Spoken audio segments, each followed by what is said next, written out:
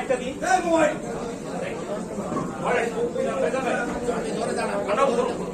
এটা হচ্ছে আমাদের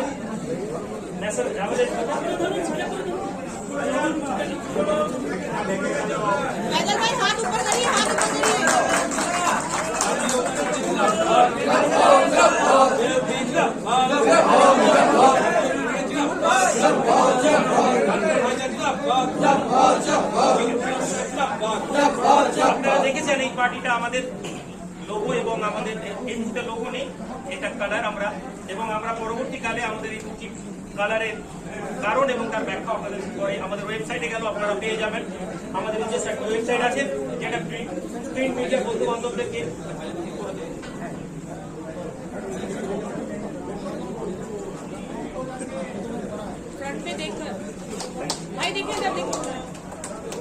আমাকে দেন আমাদের সেক্রেটারি সাহেবকে আমরা একটু করিয়ে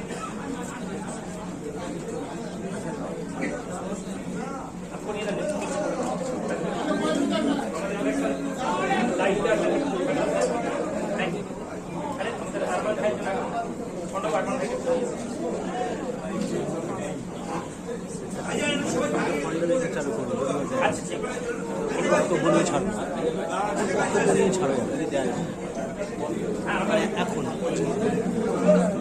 ঠিক আছে। আমাদের প্রেস রিলিজটা আমরা আপনাদের হাতে তুলে দেব এবং সেখানে আপনারা অনেকটাই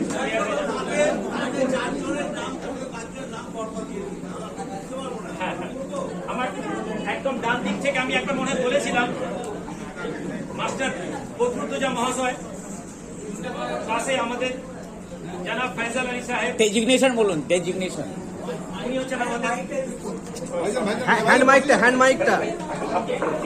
নিন, হ্যান্ড মাইক। আমাদের ফয়সাল সাহেব পার্টির কোর মেম্বারের মধ্যে একজন, আমাদের মাস্টার বদরুদ্দোজা মহাশয়। ফয়সাল আলী সাহেব আগামী নির্বাচনের ওনার হাতে দায়িত্ব আছে, যে সমস্ত নির্বাচন ক্ষেত্রগুলো আমরা লড়বো তার প্রধান উপদেষ্টা হিসেবে ফয়সাল আলী সাহেবকে অ্যাপয়েন্ট করা হয়েছে। পার্টির জেনারেল সেক্রেটারি বিষ্ণুপদ পণ্ডা মহাশয়, আমাদের স্পোক্স পার্সন জনাব আরমান কবির সাহেব, আরমান সাহেব কলকাতা থেকে, ফয়সাল সাহেব কলকাতা থেকে, এবং আমি সৈয়দ রুহুল আলী পার্টির প্রেসিডেন্ট।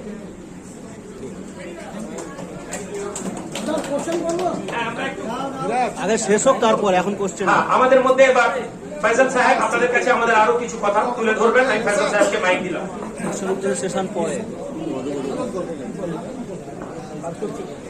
नमस्कार, सत श्री अकाल, अस्सलाम वालेकुम, गुड आफ्टरनून एवरीवन। सबसे पहले मैं तहे दिल से आप सबका मुबारकबाद देता हूं कि आप लोग यहां पर आए। कलकत्ता प्रेस क्लब एक ऐतिहासिक जगह है जहां पर बहुत सारा इतिहास रचा गया है, और आज मैं ये पूरे यकीन के साथ कह सकता हूं कि एक और इतिहास आज इस कोलकाता प्रेस क्लब से बनने वाला है, जो पश्चिम बंगाल की पॉलिटिकल लैंडस्केप, पॉलिटिकल राजनीति को एक नया शेप, एक नया रंग आप लोगों को पश्चिम बंगाल में देखने को मिलेगा। अब आप लोगों के सामने मैं कुछ बातें बताता हूं कि करेंटली जो पॉलिटिक्स है पूरे देश का, वो दिन ब दिन बदल रहा है। आज से 10 साल पहले जो पॉलिटिकल सिस्टम था, उससे पूरा का पूरा सिस्टम बदल रहा है। पूरा एडवर्टाइजमेंट, ब्रांडिंग, सोशल मीडिया के तरफ शिफ्ट हो रहा है। अब लीडर सोशल मीडिया में बनाए जाते हैं, सोशल मीडिया में लीडर को बर्बाद किया जाता है। जमीन में काम करके, मेहनत करके आगे आने वाला लीडर अब आप लोगों को कम दिखेगा।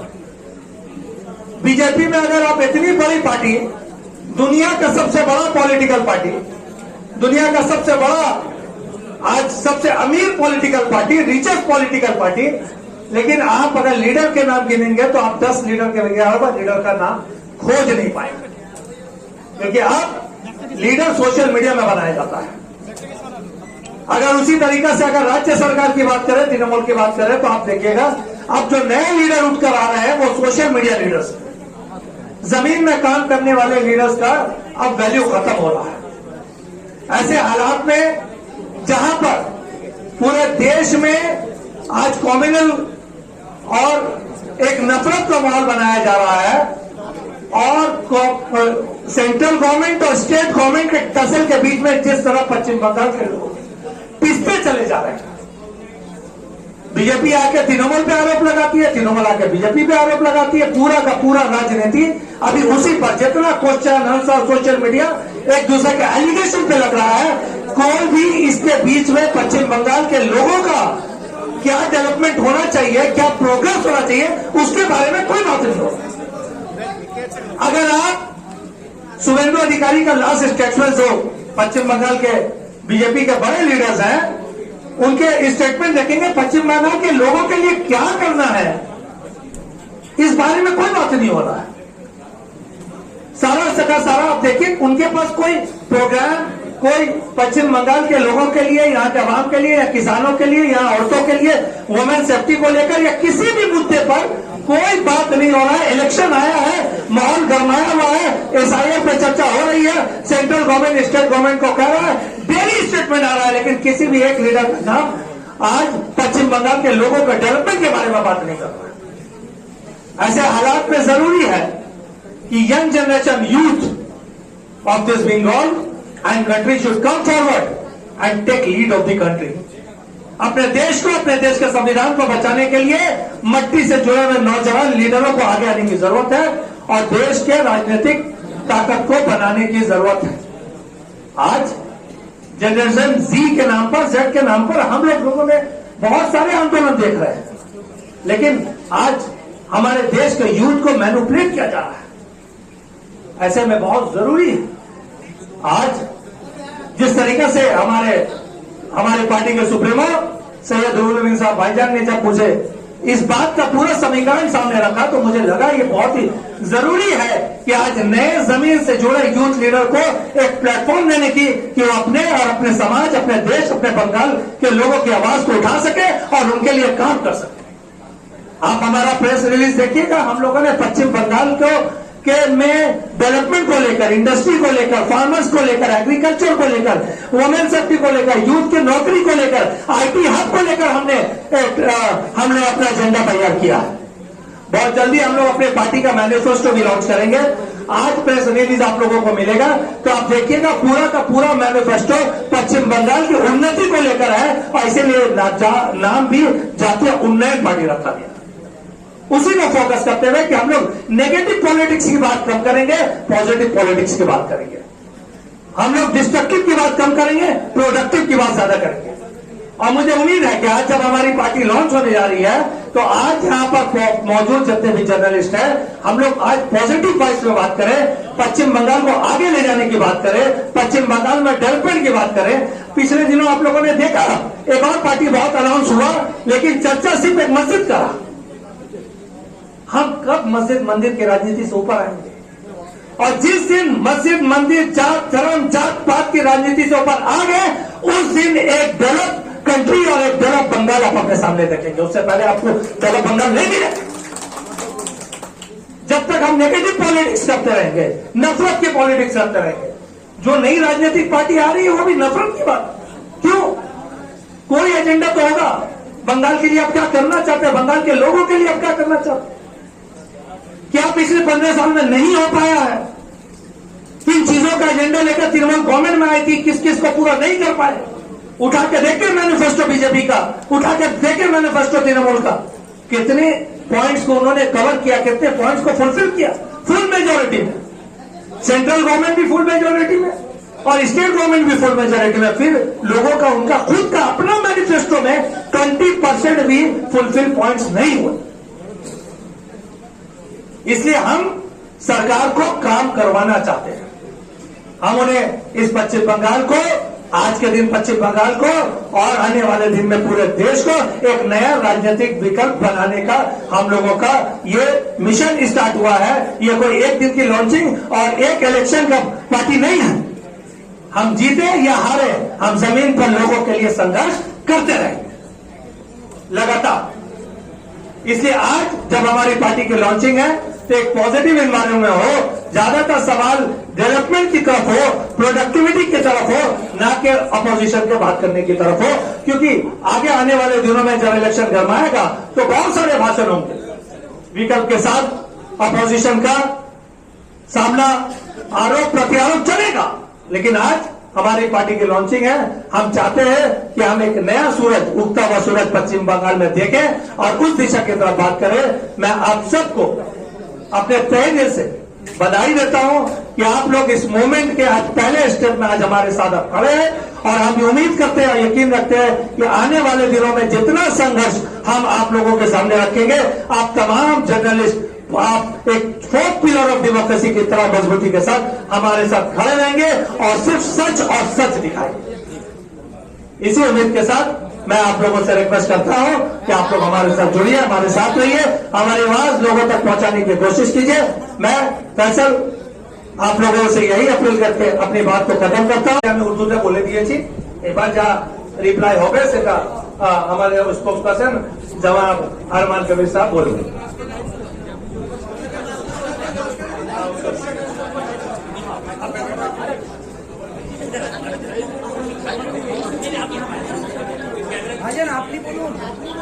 আপনি বলুন আজকে আজকে আজকে আপনি বলুন। আমাদের আমি একটু বলে নিই আমাদের আচ্ছা ঠিক আছে, আমি শুধু আপিল করবো, মানে আমরা এটাই তো সমস্যা আমাদের সমাজে, যে একজন মানুষের দিকে আমরা পুরো ফোকাস দিয়ে দিই, ফলে কি হয় যে সমাজ যে একটা ব্যালেন্সিং এর উপর চলে সেটা থেকে আমরা হারিয়ে যাই। আমাদের পার্টির স্পোক্স পারসন আছেন, উনাই কিছু প্রশ্ন দিবেন, পরে উনার অনুমতিতে আমিও কিছু বললাম সেটা অন্য কথা, বাট আমরা আমাদের প্রথম দিনে আমাদেরকে নিয়ম ভেঙে দেওয়ার জন্য আপনারা বাধ্য করবেন না, কেননা আমরা অলরেডি এটা কথাই বলে রেখেছি যে আমি খুব বেশি বলবো না যতক্ষণ না পার্টি আমাকে অনুমতি দেয়। তো ফলে উনি এসেছেন, উনি বলবেন যেখানে কোনো জায়গায় আছে আমরা আসবো, আমি হয়তো বলবো সেটা উনার অনুমতি দেয়। এখন ওনাকে দিয়ে আমরা প্রশ্ন উত্তরে যাই।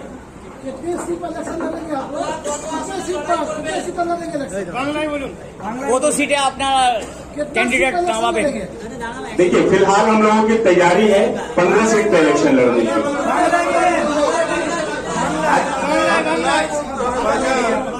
ঠিক আছে, এখন আমরা তৈরি করেছি 15 সিটে 15 সিটে আমরা ইলেকশন লড়বো। ঠিক আছে, কোন কোন ডিস্ট্রিক্ট কেন্দ্রে লড়বেন? পূর্ব মেদিনীপুর আছে, হাওড়া ডিস্ট্রিক্ট আছে, কলকাতা আছে। এই তিনটে ডিস্ট্রিক্টে আমরা মানে আমাদের সংগঠনে এই তিনটে ডিস্ট্রিক্টে আমরা অ্যাক্টিভ। ঠিক আছে, যেখানে আমরা একটা এফেক্ট আমরা ডালতে পারি, আর ওই 15 সিটে আমরা ইলেকশন লড়বো। না, রুহুল আমিন ভাইজান প্রার্থী হবেন না, ওনাদের নেতৃত্বে আমরা মানে যত আমরা প্রার্থী দিব ওনার নেতৃত্বে আমরা ইলেকশন লড়বো। দেখেন, আমাদের একটা আইডিওলজির লড়াই আছে, আইডিওলজি যদি মেল খাবে আমরা কারোর সঙ্গে আমরা বিজেপি ছাড়া জোট করতে পারি।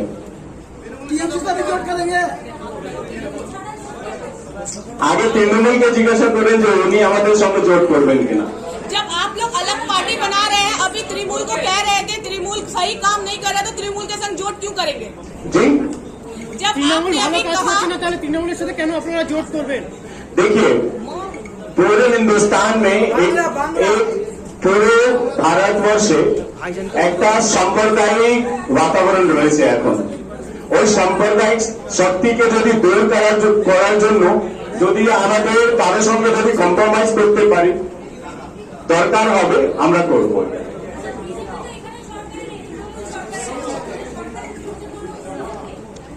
আবার বলুন। বিজেপি তো এখানে ক্ষমতায় নেই, এখানে ক্ষমতায় তৃণমূল আছে। হ্যাঁ। তাদের বিরুদ্ধে কি কোনো অভিযোগ আছে আপনাদের? অনেক অভিযোগ আছে। তৃণমূল কংগ্রেসে এখন সাম্প্রদায়িক মানে পলিটিক্স আরম্ভ করে দিয়েছে, উনিও মন্দির মন্দির করছেন, যা বাংলার মাটি এসব পছন্দ করে না। अगर अभियोग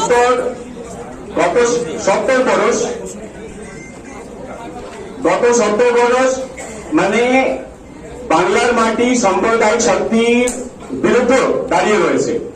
এখন এই 4-5 বছর গত 4-5 বছর আপনি দেখছেন যে বাংলা মাটি থেকে আবার আরম্ভ হয়েছে সাম্প্রদায়িক রাজনীতি। এই রাজনীতিকে ভাঙার জন্য আমরা দলটা তৈরি করেছি। আপনাদের কাজ মানুষ কিছু দেখলো না, কি করে ভরসা করবে? অনেক কাজ আছে, আপনাদের কি করে ভরসা করবে? ঠিক আছে,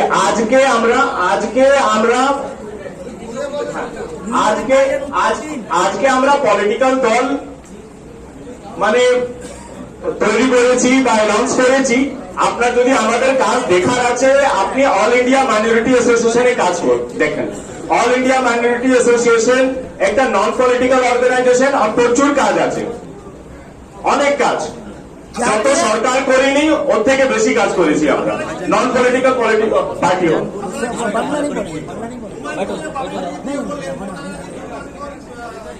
দেখেন এই টিম বি টিম বলে রাজনীতি করতে আসিনি, আমরা নিজের টিম, কোনো বি টিম নেই, কারো আমরা কোনো কাজ করব না, কারো আমি বি টিম নেই।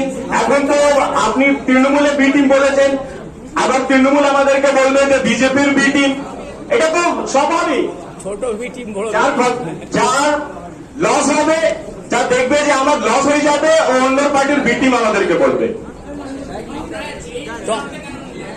আমাদের 2024 সালে জাতীয় উন্নয়ন পার্টির রেজিস্টার হয়েছে, আপনি ইলেকশন কমিশনের ওয়েবসাইটে গিয়ে দেখতে পারেন, ঠিক আছে, ওপেন করে দেখুন। 2024 সালে আমাদের রেজিস্ট্রেশন হয়েছে জাতীয় উন্নয়ন পার্টি। কখন কেন লাগবে? ওনার আলাদা দল আছে, ওনার আলাদা নাম আছে, ওনার জনতা উন্নয়ন পার্টি আছে, কিন্তু এখন পর্যন্ত হুমায়ুন কবির পার্টির রেজিস্ট্রেশন হয়নি।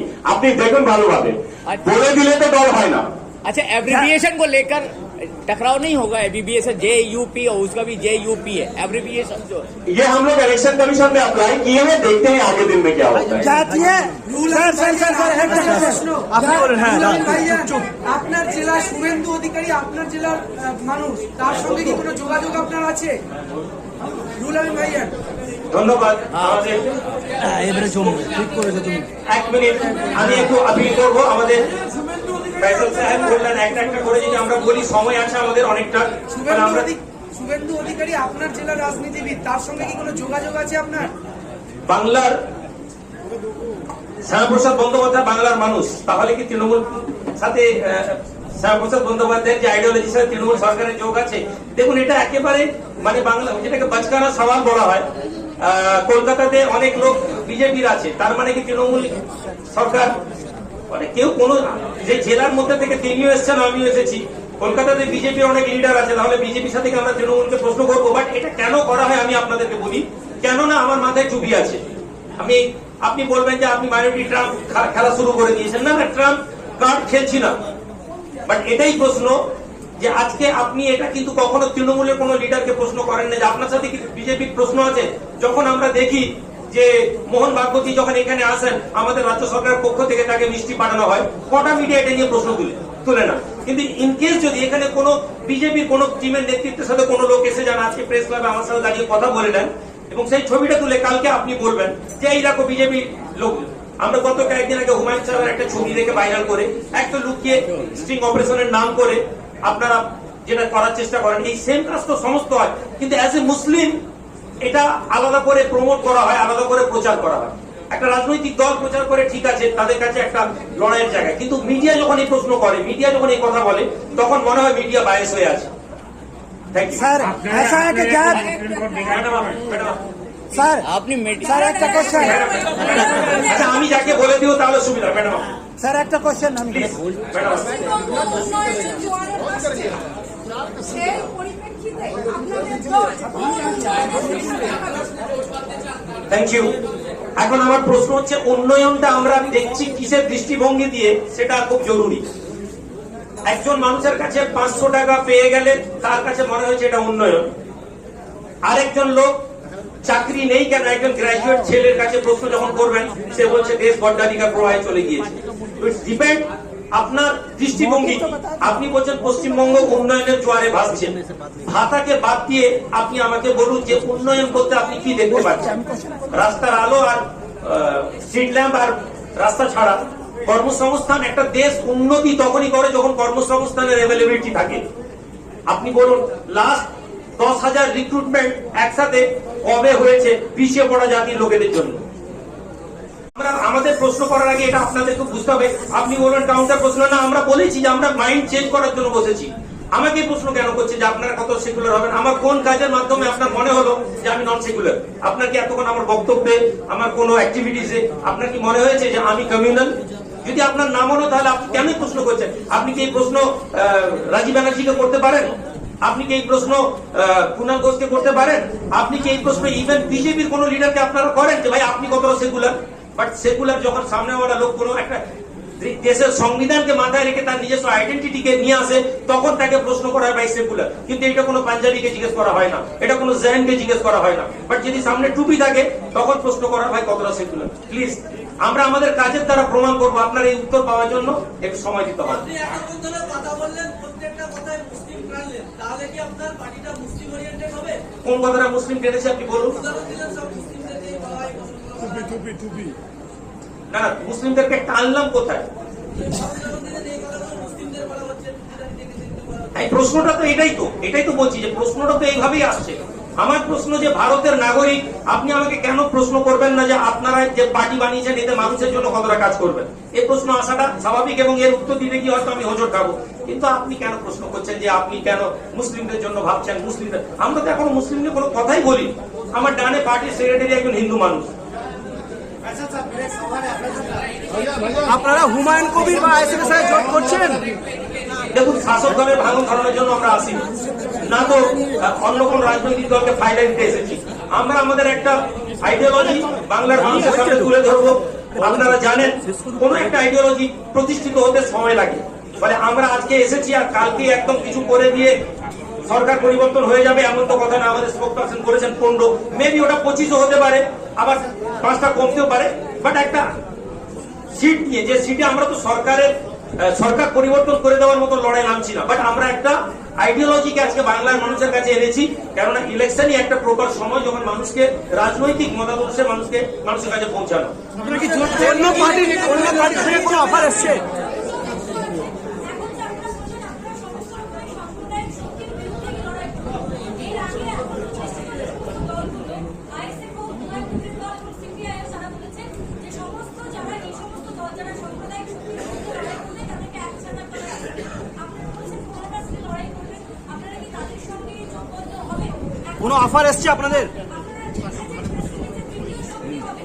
আপনারা 98টা সিট যেটা 294 সিট তাদের লড়াই করছেন না, তৃতীয় শক্তি এইখানে যে তৃতীয় শক্তি বলা হয়েছে, এই তৃতীয় শক্তিটা এই টিমগুলোর সাথে নিয়ে তৃতীয় শক্তির জোটের কথা আভাস দেওয়া হয়েছে। এটা এমন শুধু আমাদের জন্য নয়, বরং আমরা একটা তৃতীয় অক্ষ বা তৃতীয় শক্তির যে বিষয়টা বলেছি সেটা আপনি যে রাজনৈতিক দলগুলো বললেন, এবং এরা নিঃসন্দেহে রাজনীতির লড়াইয়ে দৌড়া করে আমাদের থেকে অনেক আগে আছেন।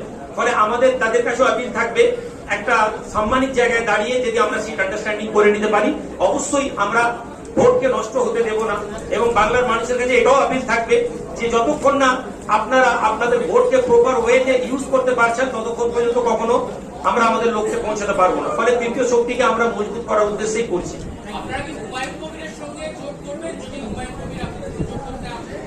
দেখুন, এটা তো ডিপেন্ড করছে হুমায়ুন কবির সাহেবের সাথে যতক্ষণ আমরা বসছি, উনার আইডিওলজিক্যালি কি, উনি কিছুদিন আগে কথা হয়েছে, উনার দৃষ্টিভঙ্গি, উনার কর্মকাণ্ড সেটা কি জানে। আজকে আমরা বিজেপির সাথে করবো না কেন বলছি? একটাই কারণ, তারা তাদের আইডিওলজিক্যালি তারা ভারতের সংবিধান থেকে ভারতবর্ষকে চেঞ্জ করে মনুসংহিতার দিকে নিয়ে যাচ্ছে। এই জন্যই তাদের সাথে লড়াই। আদারওয়াইজ বিজেপির কর্মকাণ্ড আর তৃণমূলের কর্মকাণ্ডকে আপনি একটা টেবিল বানান, দেখবেন কোনো পার্থক্য নেই। শুধু বক্তব্যের আইডিওলজিতে তাদের জন্য আমরা একজনকে বলছি আমরা যেতে পারি, একজনকে বলছি যেতে পারি। ফলে হুমায়ুন সাহেব কি ভাবনা নিচ্ছেন বা আমাদের ভাবনা তার সাথে ম্যাচ করবে কিনা সেটা তার উপর নির্ভর। অবশ্যই আমরা সকলের কাছে আপিল করব যে আমরা একটা তৃতীয় শক্তি তৈরি করে এই ভোটটা লড়াই করি, যাতে কোথাও वेस्ट बंगाल में सेकुलर पावर्स को डिस्ट्रीब्यूट करने का, डिवाइड करने का, ये जो आपकी जातीय यूनियन पार्टी बनी है, इलेक्शन में आप लोग फाइट करेंगे, 15-20 कैंडिडेट देंगे, तो क्या सेकुलर पावर्स को डिवाइड करने का ये पॉलिसी नहीं है, कोशिश नहीं है? जबकि अभी बहुत जरूरत है वेस्ट बंगाल को सेकुलर वोट को एकजा करने के लिए, न कि डिवाइड करने के लिए। Okay, thank you. मैं बताता हूँ आपको। आप एक मिनट, आप कौन से मीडिया से हैं? Rapport news. ये बताइए कि सेकुलर का मतलब क्या है और सेकुलर को जोड़ना है कब तक? मान लीजिए, पहले सुन लीजिए, मान लीजिए अगला 30 साल यहाँ पे तृणमूल गवर्नमेंट का सरकार रहे, तो फिर कोई पिछड़ा हुआ लीडर, कोई माइनॉरिटीज लीडर अपना आवाज ना उठाए? तो ये एक प्रोपेगेंडा है जो हमारे जहन पे बैठा दिया गया है कि भाई सेकुलर वोट को एक करो। सेकुलर का मतलब जो इनके लिए हम वोट कर रहे हैं वही तो सेकुलर का माना नहीं कर रहे हैं। आप सबको लेके चलना चाहते हैं। लास्ट तृणमूल सरकार के एमएलए के डिस्ट्रीब्यूशन को देखिए, शुरुआत से लेकर आज तक, और आप हमें बोल रहे हैं कि हम वोट तोड़ रहे हैं, या फिर माइनॉरिटी को बीजेपी का डर दिखा के आप इनको गुलाम करने का प्रोग्राम कर रहे हैं। जैसे इंडिया में, पूरा इंडिया में बीजेपी सरकार पिछड़ा हुआ लोगों को हिंदू राष्ट्र के नाम पे उन लोगों को गुलामी की तरफ ले जा रहा है, और आप चाहते हैं कि यहाँ के बंगाल सरकार हम लोगों को ऐसे मुस्लिम गुलामी की तरफ ले जाए। भाई बीजेपी आ जाएगा, ये नहीं है। तो इलेक्शन के वक्त जातीय यूनियन पार्टी क्यों?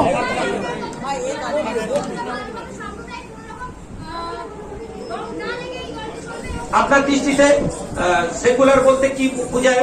রাজীব ব্যানার্জি, আমি বলি অর্জুন সিং, এরা কতটা সেকুলার?